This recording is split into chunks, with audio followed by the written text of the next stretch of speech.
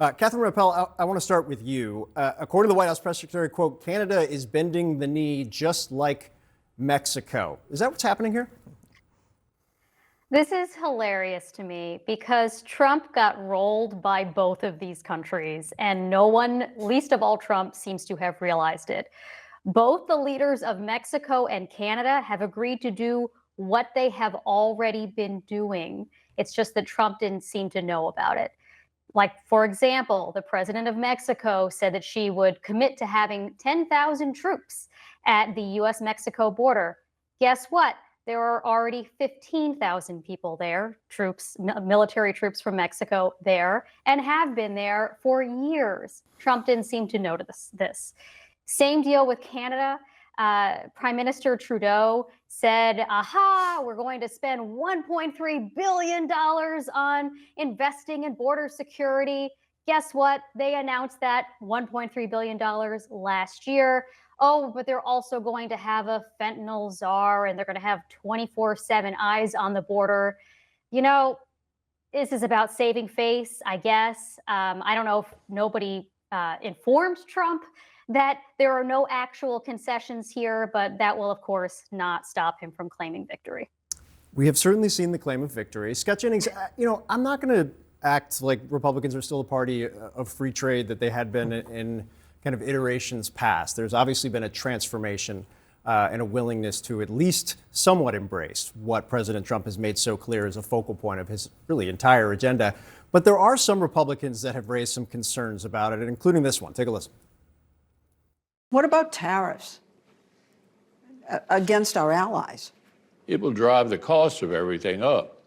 In other words, it'll be paid for by American consumers. I mean, why would you want to get in a fight with your allies over this? You know that guy somewhat well, Scott. Former Senate Majority Leader Mitch McConnell, your former boss as well. Is he wrong here?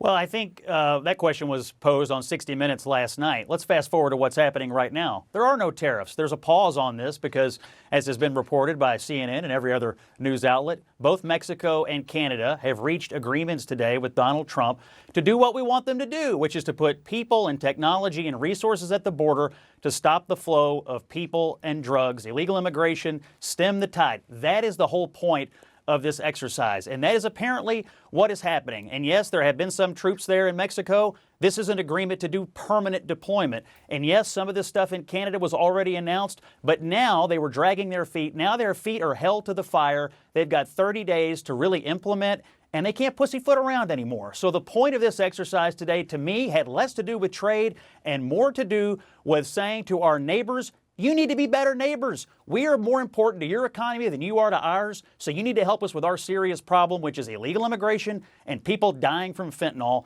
And they both said yes today, and that is a win for Donald Trump. You know, Ashley, to kind of Scott's point in terms of claiming the victory, making clear publicly across every different platform White House officials have a voice in, and the president himself, it's what we're going to see. We've seen it before. It's a playbook, but it's a playbook that's been effective in terms of how the public receives it. What are Democrats doing in this moment? Well, I mean, I think I would challenge your point about it being effective. I mean, what we're seeing right now is Donald Trump is actually using Americans' pocketbooks as a negotiating weapon in his trade wars, and it's wreaking havoc on the economy as we actually speak. I mean, the markets fell here and abroad, globally. You've had a situation where investors are pulling their stocks from companies that they think are going to be hardest hit by tariffs. You've got U.S. industry base from home builders to manufacturing as well as retailers saying that, you know, the prices are going to spike and the American people are going to pay a price. So this isn't over, you know, and the reality is this is just a betrayal of what Donald Trump promised the American people, and that was that he was going to lower prices on day one. So Trump's trade wars are not over, and they're not, and the effect of them could be felt, and they're going to be felt by the American public in their pocketbooks. Catherine, to Ashley's point, quantify what the actual impact is here for people saying, look, the market bounced back, no tariffs were put into place, Trump got what he wanted, all's well, we'll do this again in 30 days. Is that kind of the reality from an economic perspective? I mean, I don't know what Trump wanted in this situation. Again, he didn't actually get anything. But if he were to put these tariffs in place, they would be very painful for American consumers. Okay, Scott. I mean, this is It's a total lie. this I'm is sorry. public information. He Go got look what he up- wanted. go He look got an agreement from our neighbors to do more on the border. That's what he to wanted, do and he got it. exactly what they have I mean, already been I understand you're doing. the minister of propaganda tonight, but you don't have to be. You could just say, "Hey, all's well that ends well." Here, come on.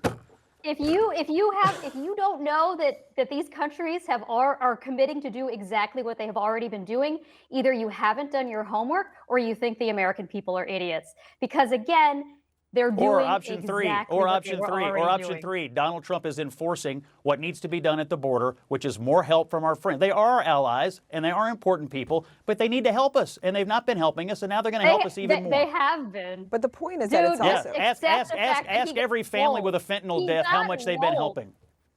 Scott, can I just Well, ask they you? have done nothing more. Scott, can I have ask you done though? nothing more. Like this playbook is like he's got one play on some level. At some point, the market's going to stop taking this serious. I presume. I think part of the freak out this morning was everybody didn't really take it totally seriously, given the scale of things. Is there ever going to come a point where he's going to actually do what he says on tariffs?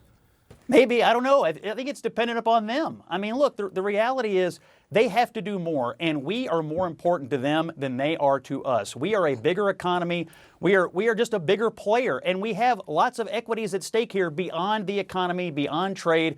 We have people all over this country dying, including in my home state of Kentucky, from fentanyl overdoses. It is a scourge. It is a disaster, and it needs to be dealt with. The illegal immigration crisis is what propelled Trump back to the White House in the first place. Still the funding. Whoa. Just real quick, Catherine, If you're yeah.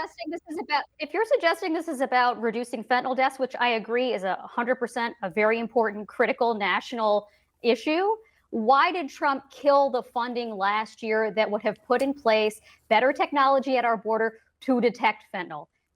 Donald Trump wasn't the president last year. He's the president now. And We got- today he's we got- getting a victory. we got a lot- all of the Republicans to kill it. We got a lot That more is to what get to. happened. Guys, thank you very much. Dems Love the are debate. upset. Scott? Dems are upset. We're coming back. Relax. All right. Just because you're a hack We'll be doesn't back mean in a I am, minute. dude.